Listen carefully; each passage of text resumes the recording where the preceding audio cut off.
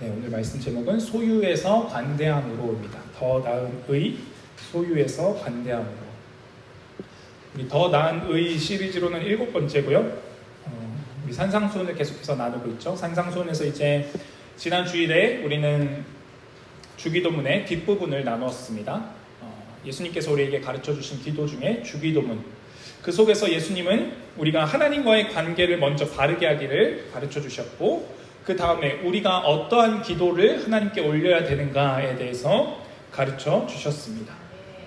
그래서 지난 주일의 말씀의 제목은 자립에서 의존으로 였고, 우리가 양식과 죄와 그리고 시험에 대해서 어떻게 간구해야 하는지 나누었습니다.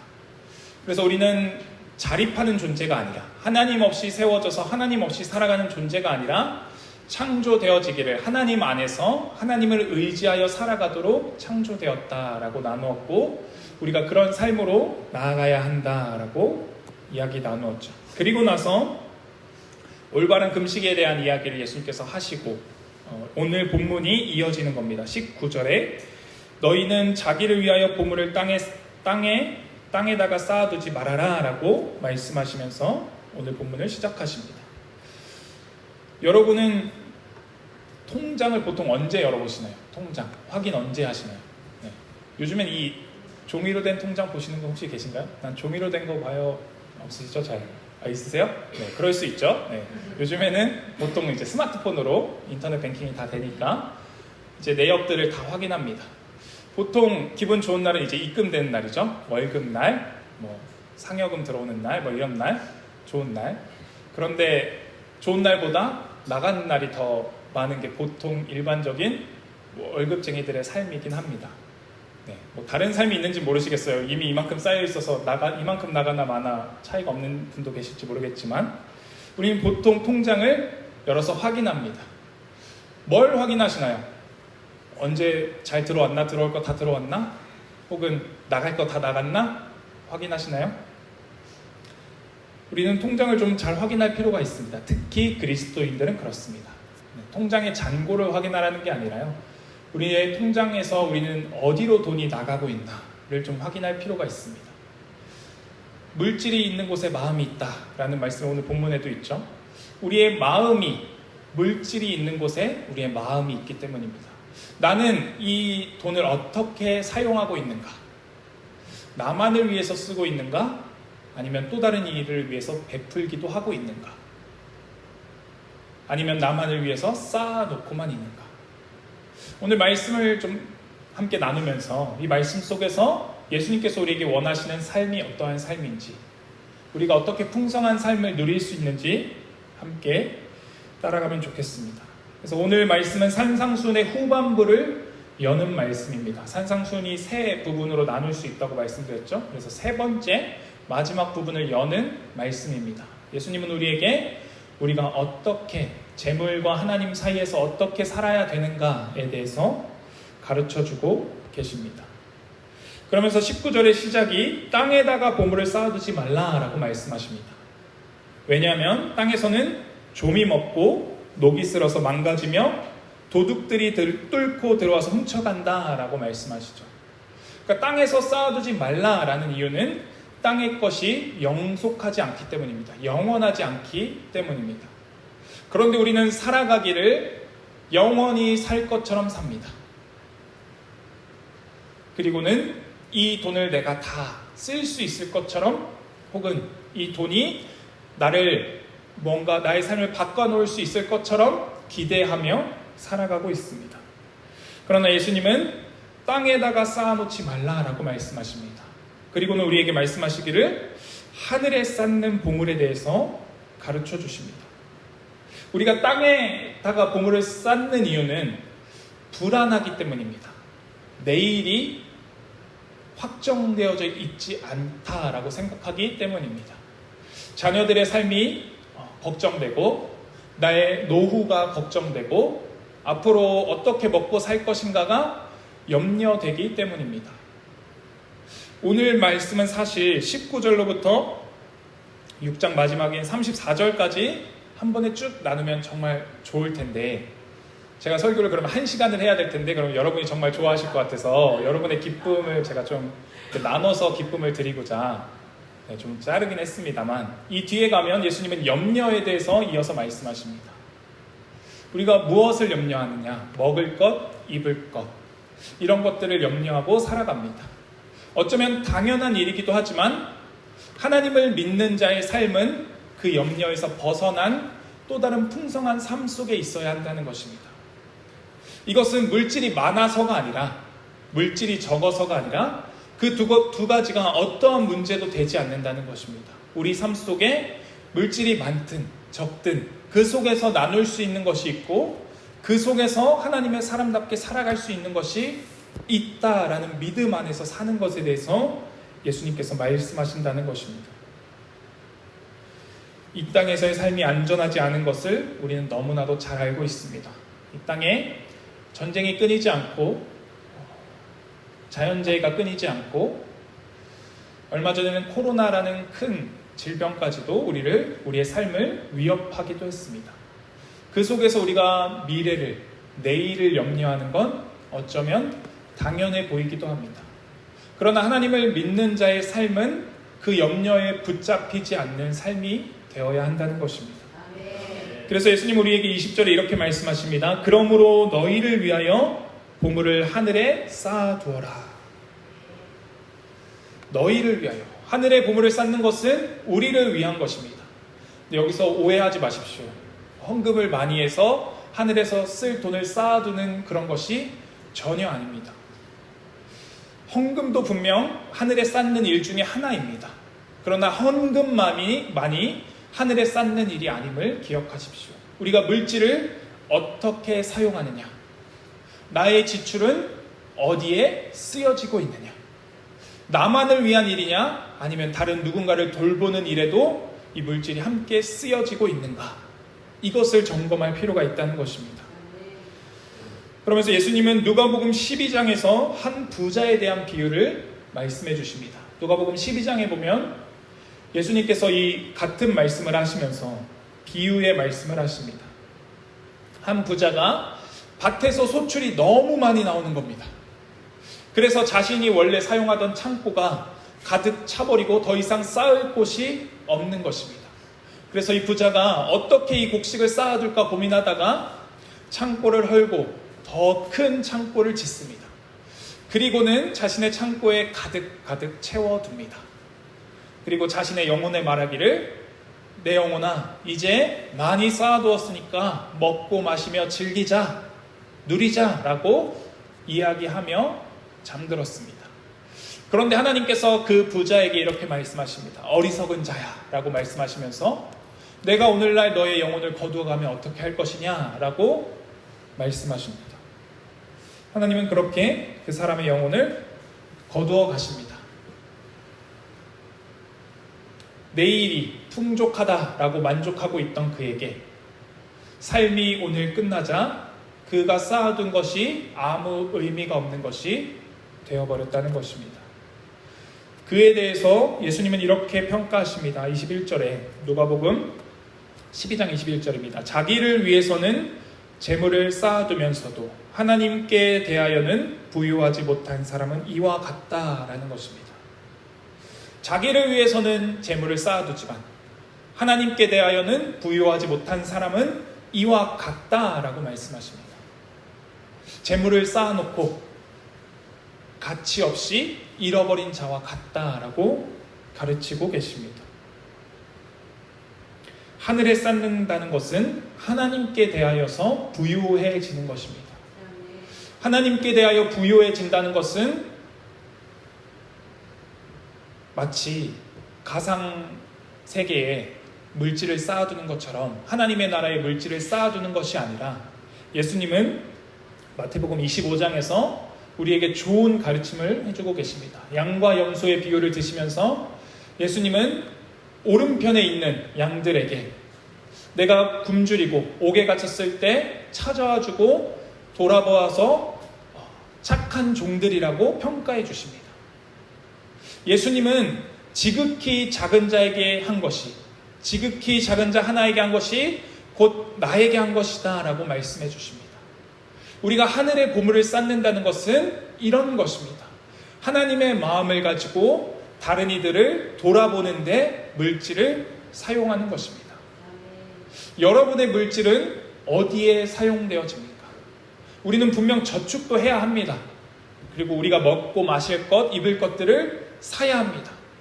그러나 내 것만 있고 다른 이들의 몫이 없다면 그것은 그리스도인다운 삶이라고 할 수 없다는 것입니다. 당시 유대 사람들도, 예수님의 이 말씀을 듣고 있는 그들도 당연히 이렇게 생각했습니다. 하늘의 보물을 쌓는다는 것은 가난한 사람들을 돕는 것, 구제하는 것이 곧 하늘의 보물을 쌓는 것이다 라고 인식했습니다. 오늘날 우리의 삶에도 구제의 삶이 있어야 합니다. 누군가를 돕는 삶이 있어야 한다는 것입니다. 이것이 영원한 나라, 변함없는 그 나라인 새하늘과 새 땅에까지 이어지는 보물을 쌓는 일이 되는 것입니다. 우리의 곳간만 채우면 그것은 영속하지 못합니다. 그 재물도 영원하지 못하고 중요한 건 우리의 삶이 영원하지 않다는 것을 기억해야 합니다. 우리가 살아가는 동안 하나님의 사람답게 살아가야 합니다. 그것은 나눌 수 있는 자가 된다는 것입니다. 그러니 여러분의 통장을 한번 돌아보시길 바랍니다. 무엇에 물질을 쓰고 있는지. 우리 이런 말 자주 하죠. 이거 아직 할부도 안 끝났는데, 이런 말 해보셨나요? 저만 하나요? 이거 할부도 안 끝났는데 고장났어. 혹은 이거 얼마짜리인데 이렇게 쓰면 안 되는데 라는 말들. 우리가 물질이 많이 들어가면 많이 들어갈수록 우리의 마음이 거기에 쏟게 됩니다. 우리가 누군가를 돌보면 돌볼수록, 돌본다는 것은 시간과 물질이 당연하게 들어가는 것입니다. 그것이 들어가면 들어갈수록 우리의 마음이 거기를 향하게 될 겁니다. 예수님께서 말씀하신 대로 지극히 작은 자를 섬기는 일에 애쓰십시오. 그곳에 마음을 드는 우리 모두가 되기를 바랍니다. 그리고 나서 예수님은 22절에 성한 눈과 나쁜 눈에 대해서 말씀하십니다. 22절, 23절에 이렇게 말씀하십니다. 눈은 몸의 등불이다. 그러므로 내 눈이 성하면 내 온몸이 밝을 것이요 내 눈이 성하지 못하면 내 온몸이 어두울 것이다. 그러므로 내 속에 있는 빛이 어두우면 그 어둠이 얼마나 심하겠느냐라고 말씀하고 계십니다. 이 번역본이 좀 우리에게는 딱 와닿지 않기 때문에 좀 더 가깝게 번역된 메시지 성경을 읽어드리겠습니다. 잘 들어보십시오. 너희 눈은 너희 몸의 창문이다. 내가 경의와 믿음으로 눈을 크게 뜨면 내 몸은 빛으로 가득해진다. 내가 탐욕과 불신으로 곁눈질하고 살면 내 몸은 음습한 지하실이 된다. 내 창에 블라인드를 치면 내 삶은 얼마나 어두워지겠느냐라고 말씀하십니다. 눈을 우리 몸에, 이 몸이라는 것은 이 육체 바디만을 말하는 것이 아니라 우리의 인격까지 포함하는, 영혼까지 포함하는 전 존재를 의미합니다. 눈이 우리 몸의 창이다라고 얘기하시고는 믿음으로, 경이로운 마음과 믿음으로 눈을 크게 뜨면 빛이 들어와서 밝아지고, 탐욕의 마음으로 눈을 이렇게 뜨는 거죠. 이렇게 곁눈질하면서 보는 거죠. 누가 내 것을 빼앗진 않을까? 내 걸 잘 지킬 수 있을까? 난 어떻게 잘 살 수 있을까라는 마음으로 곁눈질하면 눈이 작아지니까 이제 빛이 덜 들어온다라는 겁니다. 이런 비유의 말씀인 것입니다. 여기 원어적으로도 그렇습니다. 이 하플루스라고, 성하다라는 단어는 하플루스라는 단어입니다. 이 단어는 원래가 단순하다, 하나로 되어 있다라는 뜻인데 이 뜻은 관대한이라는 의미로 이어집니다. 그러니까 우리가 성한 눈을 가졌다라는 것은, 눈을 크게 뜬다는 것은 관대한 눈을 가진 것입니다. 사실 이 말씀이, 이 눈에 대한 말씀이 앞의 말씀과 뒤의 말씀을 여는 키이기도 합니다. 우리가 성한 눈을 가질 때, 관대한 눈을 가질 때 내 것이라고 움켜쥐지 않을 수 있다는 것입니다. 나누는 삶을 살 수 있게 된다는 것입니다.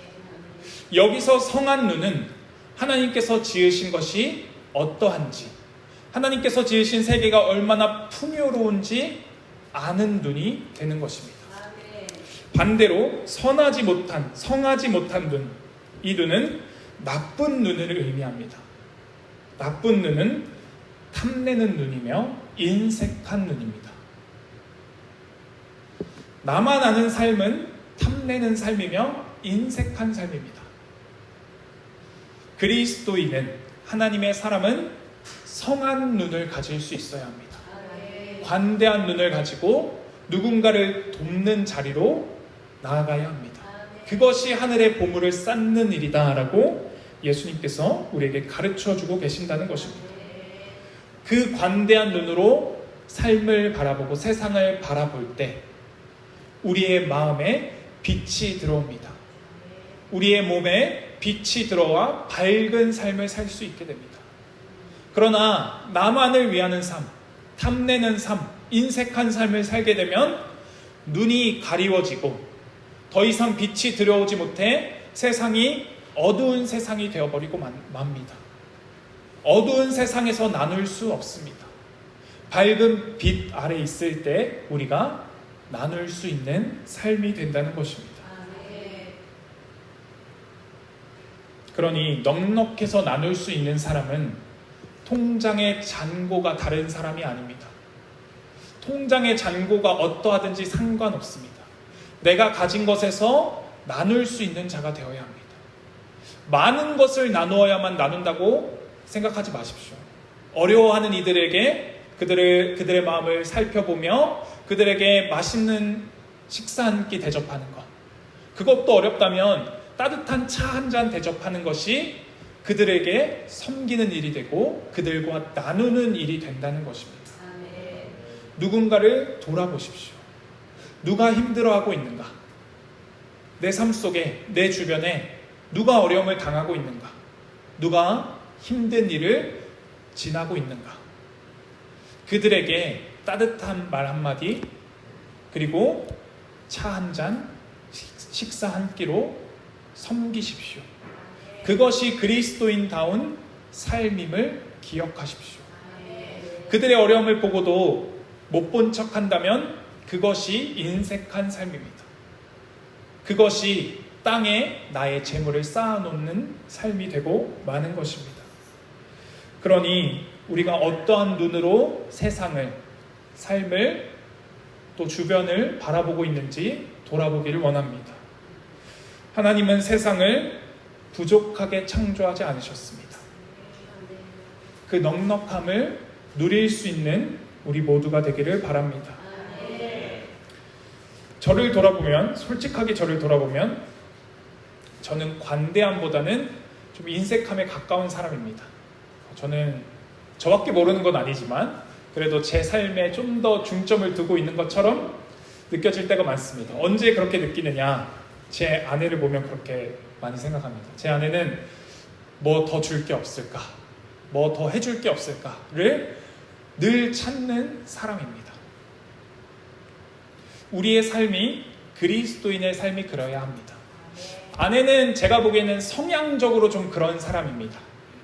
그런데 그리스도인의 삶은 성향적으로 그런 것이 아니라 관점이 바뀌었기 때문입니다. 내가 가진 것이 부족하지 않다는 것을 깨달았기 때문입니다. 내가 가진 것에서도 나눌 수 있음을 알기 때문입니다. 우리의 관점이, 가치관이 변화되어야 합니다. 나만을 위한 삶에서 하나님을 위한 삶으로, 타인을 위한 삶으로 우리가 나눌 수 있어야 한다는 것입니다. 우리가 이렇게 하나님 나라의 관점으로 살아야 하는데, 그러기 위해서는 우리가 참된 주인을 모실 수 있어야 합니다. 예수님은 두 주인에 대해서 24절에 이렇게 말씀해 주십니다. 아무도 두 주인을 섬기지 못한다. 한쪽을 미워하고 다른 쪽을 사랑하거나 한쪽을 중히 여기고 다른 쪽을 업신 여길 것이다. 너희는 하나님과 재물을 아울러 섬길 수 없다라고 가르쳐 주십니다. 여기서 재물은 아람어로 우리 교회에서 수없이 말하는 맘몬이라는 단어입니다.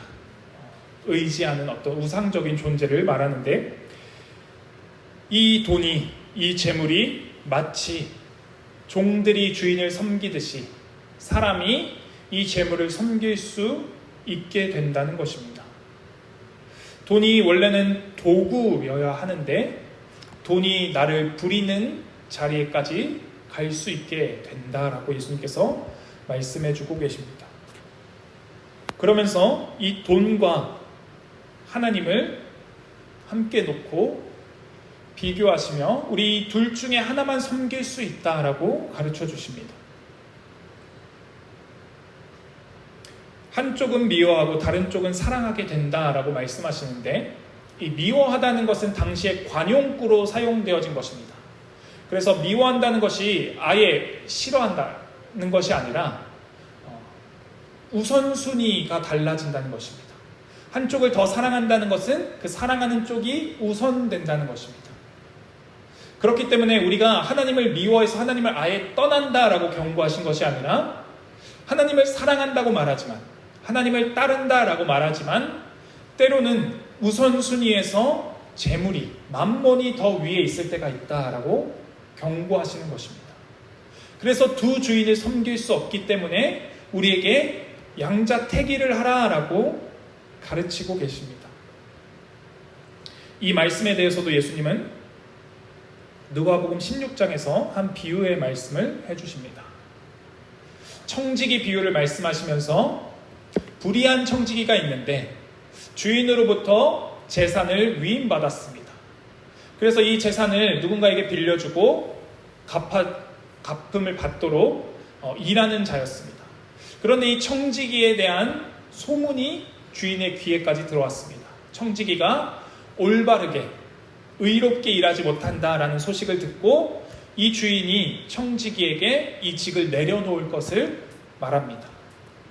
그러자 아마 며칠의 말미가 있었던 것 같습니다. 이 불의한 종이 어떻게 그럼 이 직을 잃고 나서는 어떻게 먹고 살까를 고민하다가 이 주인에게 빚진 자들을 불러옵니다.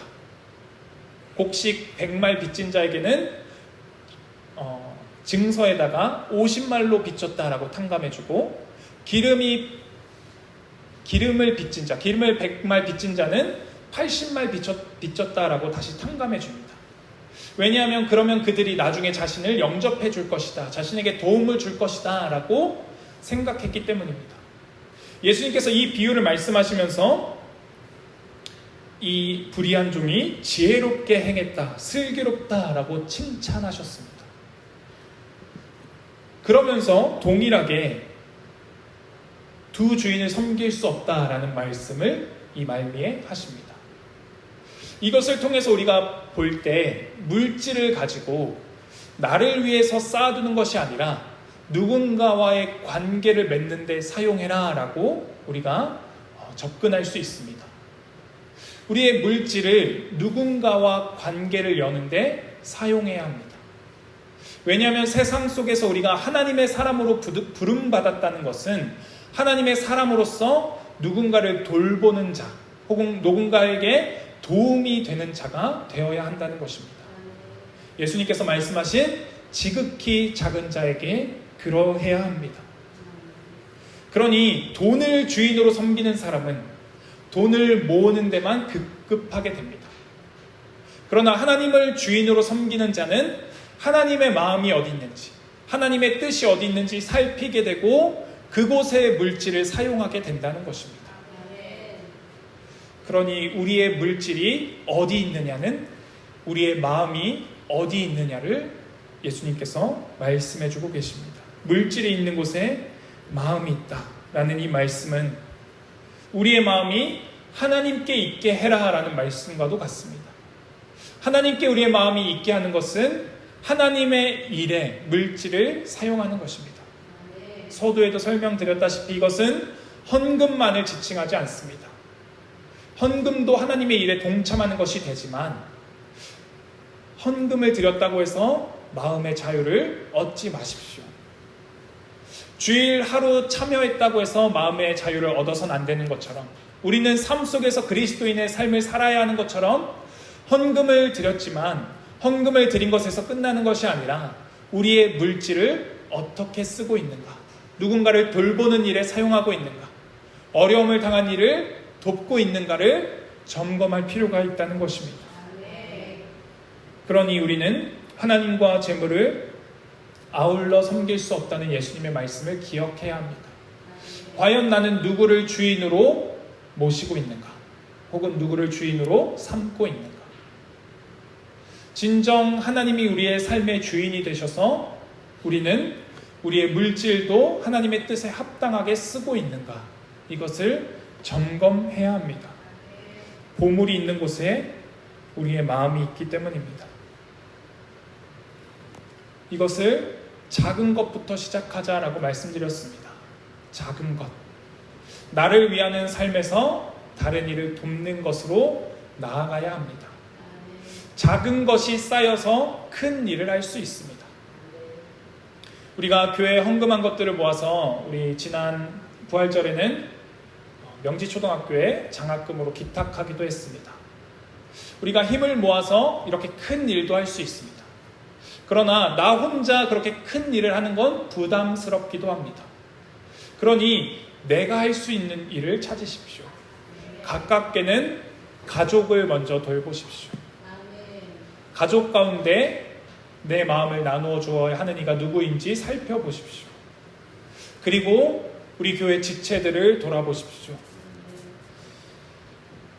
지난 주일에 우리 성도님 중에 한 분이 우산이 어디 있냐고 물어보시더라고요. 우산 여기 있어요 라고 저희 앞에 가서 말씀드렸더니, 아니 그거 말고 새 우산이 어디 있냐고 물어보시면서 어떤 성도님이 우산이 거의 다 망가져 가더라 라고 말씀하시면서 챙겨주고 싶다라고 이야기해 주셨습니다.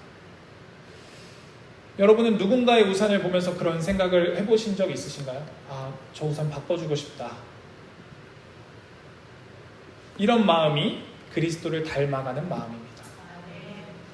그런 우산 보고 그냥 지나쳐 갈 수 있죠. 지나친다고 큰 문제가 되는 것도 아니죠. 그런데 그리스도의 마음을 갖는다는 것은 그런 것입니다. 지극히 작은 자, 연약한 자의 마음을 돌아보는 것, 그들의 삶을 돌아보는 것입니다. 그러니 돈과 시간을 다른 이들을 위해서 사용하십시오. 나의 삶도 중요하지만 다른 이의 삶이 중요한 것을 또한 기억하십시오. 관계는 돈과 시간을 쓰지 않고는 열리지 않습니다. 돈과 시간을 쓰지 않고는 깊어지지 않습니다. 누군가 친해지고 싶다면 그와 함께 시간을 보내시고 그를 위해 선물을 준비하십시오. 우리가 그렇게 주님 안에서 한 가족이 되었으니 서로를 위해 돈과 시간을 사용하십시오. 제가 설교 시간에 돈 얘기하는 걸 정말 안 좋아하고 잘 안 하려고 하는데 오늘은 어쩔 수 없습니다. 제가 예수님께서 이렇게 말씀하셨는데 돈 이야기를 쏙 빼놓고 갈 수는 없지 않습니까? 그러니 이것이 헌금하라는 얘기가 아님을 기억하십시오. 그것도 물론 중요합니다. 우리가 하나님께 드리는 것도 중요하지만 나아가서 우리의 물질이 어떻게 쓰여지고 있는가를 한번 살펴보십시오. 돌아보십시오. 나만을 위해서 쌓아놓고 있는지, 그 쌓아놓은 것을 보고 흡족하고 있는지, 아니면 내가 가진 것이 비록 많진 않지만 이것에서 나누고 있는지, 우리의 삶이 그리스도를 닮기를 바랍니다. 땅의 보물은 우리를 지켜주지 못합니다. 돈을 주인으로 보시면 돈이 우리의 삶을 책임져 줄 수 없습니다. 우리는 관대한 눈을 가지고 하늘의 보물을 쌓아야 하고, 관대한 눈을 가지고 참된 주인이신 하나님을 주인으로 모셔드릴 수 있어야 합니다. 그 부유한 삶, 풍성한 삶으로 나아가는 우리 모두가 되기를 바랍니다. 기도드리겠습니다. 하나님 아버지, 우리 자신의 삶 속에 무엇이 주인 되었는지 돌아보기를 원합니다. 물질이 돈이 되었는지, 아니면 물질이 주인이 되었는지, 아니면 나 자신이 주인이 되었는지, 아니면 주님께서 가르쳐 주신 대로 하나님을 우리의 삶의 주인으로 모시고 있는지 돌아봅니다. 주님을 주인으로 모시지 못하고 있다면 주님 우리를 긍휼히 여기시고 우리를 용서하시고 주님을 참 주인으로 모시게 하여 주시옵소서. 이 일이 우리의 결단도 필요하지만 주님의 은혜가 무엇보다 필요합니다. 주님, 주님의 은혜로 우리를 새롭게 하여 주시옵소서. 나를 지키고자 하는 삶에서 이제는 나눌 수 있는 삶이 되게 하시고, 나를 위하는 삶에서 이제는 하나님과 다른 이들을 섬길 수 있는 삶이 되게 하여 주시옵소서. 그것을 위하여 우리에게 관대한 눈을 허락하여 주시옵소서. 하나님 나라의 가치관으로 살아가게 하시고 하나님께서 우리에게 얼마나 풍요롭게 채우고 계신지 깨닫게 하여 주시옵소서. 모든 염려를 내려놓고 주님으로 평안하기를 바라오며 예수 그리스도의 이름으로 기도드렸습니다. 아멘.